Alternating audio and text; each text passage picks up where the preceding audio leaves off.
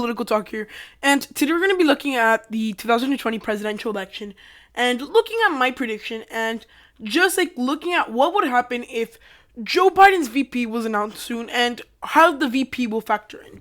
So for Joe Biden and his VP, I would put as I would classify them. I would say that Joe Biden and Kamala Harris will be on one ticket, and I think at this point she is the most likely to become the Democratic vice presidential nominee for many reasons. And honestly, with Harris being on the ticket, we can see many benefits for the Democrats as well as some negative effects. So before we start, or actually while I'm filling in my safe predictions, I'm going to give you a little bit more of an upload schedule, and I have to solidify it so you guys know.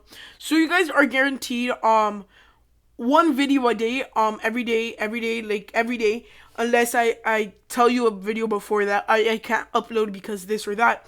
And then also, on weekends, I would just upload one video, and then on weekdays, I might upload 2, 3, or maybe 4 videos. So keep your eyes out, and I'm going to upload a lot more constantly, and so you guys have a direct upload schedule. I'm going to make a video about that soon so you guys can have it documented. But other than that, let's just get into the prediction. So we're already almost filled in all our safe states, and we can see that honestly there's no changes in what is a safe state for the Biden campaign. 15 points or more if Kamala Harris is the vice presidential nominee. And at this point, I'm just doing a prediction because it is more than likely that Kamala Harris will be the vice presidential nominee. And although there's been talk that maybe someone like Karen Bass would be the vice president nominee, and they're getting newly vetted people, a lot of these candidates are starting to take a dirt on them. And we just saw that Karen Bass got caught, I guess, praising Fidel Castro in Cuba, and that really, a lot of the Floridian Democrats, they've been saying that don't do that, that's going to turn off a lot of voters, and nationwide that doesn't look very good. So that's all our Democratic safe states. Let's go to our Republican safe states. So at this point, most of the states would be pretty solid for the Republican Party, and I think at the end of the day, the vice presidential pick, where does it really matter? It really does matter in your swing states. Yes, it might help you out in somewhere like the South. Other than that, there's no major benefits of having the VP on your ticket compared to other things. I mean, realistically, it's a good thing to have, and VPs are great things to have because you have to have a VP by constitution. But electorally, they don't help you as much. Maybe in some cases, like LBJ, that helped Texas go to Kennedy, but that is certain scenarios. So this is going to be our starting off map, and we're going to move into our likely states for the Republicans this time. So at this point in time, I think there's going to be states that are moving into the likely column, in this case, Mississippi and South Carolina. And at this point, if this is what ends up happening, and this is going to be our prediction and our map that we're going to be looking at, these two states would then become into the likely column and go by anywhere from 5 to 10% for the Democrats, for the Republican Party, 5 to 15%. And I think these are going to be a little bit more in the upper echelon of that. It's not going to be 5 points, 7 points. No, it's going to be more like 10 to 15 points. So, yeah. The state of South Carolina, there is a lot of African-American population as well in the state of Mississippi, so that might really help the Democrats out. So as we go and look at our Democratic likely states, I think at this point, states like Nevada, Colorado, Virginia, New Hampshire, and Michigan at this point, I say, these states, and Minnesota, I would say as well, these states would definitely go to the Democratic Party by likely margins. And just looking at how the Democratic Party is gaining votes in places, they're also losing votes in others. While they might be saying, well, we're getting a lot of support in Michigan and Minnesota, they might be losing votes in states like Florida. So at this point in time, these states, I think, are pretty solid for the Democratic Party. Nevada, Colorado, Virginia, Minnesota, and New Hampshire voted for the Democrats when they were really unpopular, had very big parts of party fatigue still in there. And I think the state of Michigan has moved way far to the right with them winning the governor's race and getting all these House districts. All of this just really comes to show that Democrats are very popular in the state of Michigan. And perhaps not all of the people that voted for Donald Trump and flipped, not all of the voters will go back or will ever go back to the Democratic Party, but a good majority and a big chunk of the voters and I would say a big majority would go back. So, at this point in time, this is our likely states for the Democratic Party. We're 248 to 125. Where are lean states for the Republican Party? At this point in time, I would say that states like Texas, Iowa, Ohio, and I think Ohio and Georgia. These states would be in the lean column.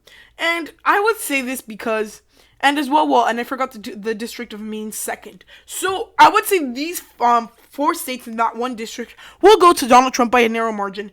Probably like from 3 to 5 points in some cases, and even 2 points in others.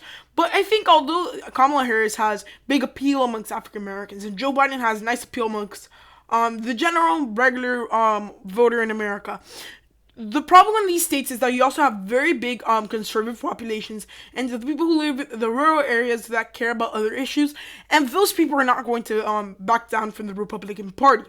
And these states, the only way that someone would win here that's a Democrat, easily, I mean, if they put enough effort, they could probably win states like Ohio and Georgia.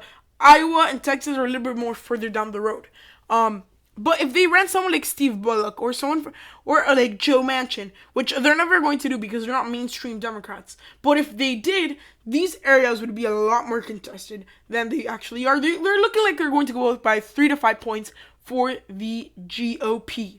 So, and I mean, second congressional district, I always say it's more of a rural district, and not even with Kamala Harris's campaign help, realistically, it's not going to flip it. This district is mostly rural areas, borders with Canada, and there's not much for Democrats to get there, but if they can, I mean, they could probably pull out a couple votes.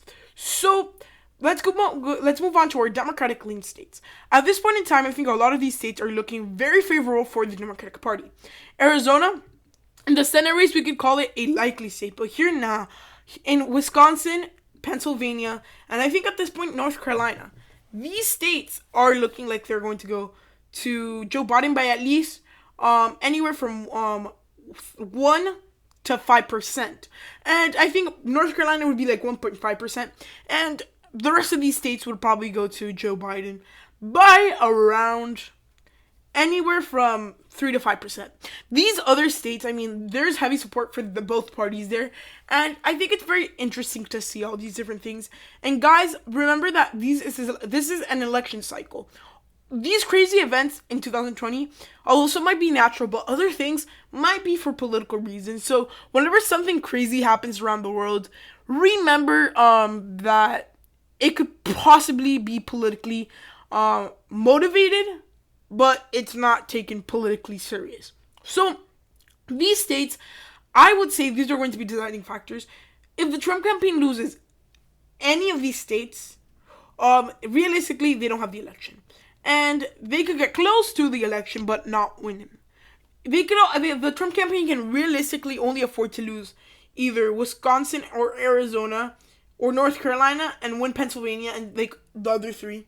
Or what they can do is they can either just take Wisconsin and Pennsylvania and just don't win Arizona and North Carolina. So there's these different combinations that if the Trump campaign wants to win, they have to do. And last but not least, I think the only tilt state, and the Maine second, Nebraska second, I would have put it actually in the Democratic column now. And after seeing a lot of these different things with this race, and I'm going to put it in the tilt column. It's a very interesting race because it's very dependent on who goes out to vote. If turnout is as high as it is expected to, we could see a good amount of people going to vote for the Democrats here. And realistically, we could see a probably less than 1% victory because this district has always been close when a Democrat has won it. And it's never been one of those districts where like it's been a landslide. Now, last state I think is the state of Florida.